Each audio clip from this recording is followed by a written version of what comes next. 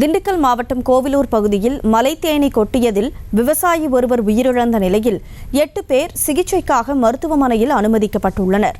இதுகுறித்த கூடுதல் விவரங்களை செய்தியாளர் பிரேம்குமார் வழங்க கேட்கலாம். வணக்கம் பிரேம்குமார், என்ன நடந்தது? முழு விவரம். கனிமொழி, திண்டுக்கல் மாவட்டம் வேடசந்தூர் அருகே உள்ள கல்வார்பட்டியை சேர்ந்தவர் காளியப்பன். இவர் விவசாயம் செய்து வருகிறார். இந்நிலையில் இன்று வேடசந்தூரில் இருந்து தனது இருசக்கர வாகனத்தில் திண்டுக்கல் அருகே உள்ள காப்பிலியப்பட்டிக்கு வருகை தந்தார். பின்னர் தனது சொந்த வேலை முடிந்தவுடன் மீண்டும் வேடசந்தூருக்கு தனது இருசக்கர வாகனத்தில் திரும்பிக் கொண்டிருந்தார். மாமு கோவிலூர் அருகே வந்து கொண்டிருந்த போது பள்ளி கட்டிடத்தில் இருந்த தேனீக்கூடு கலைந்து அதிலிருந்து வெளியேறிய மலை தேனீக்கள் கொட்டியதில் காளியப்பன் சம்பவ இடத்திலேயே பரிதாபமாக உயிரிழந்தார். செய்திகளை உடனுக்குடனும் துல்லியமாகவும் தெரிந்து கொள்ள சப்ஸ்கிரைப் பண்ணுங்க.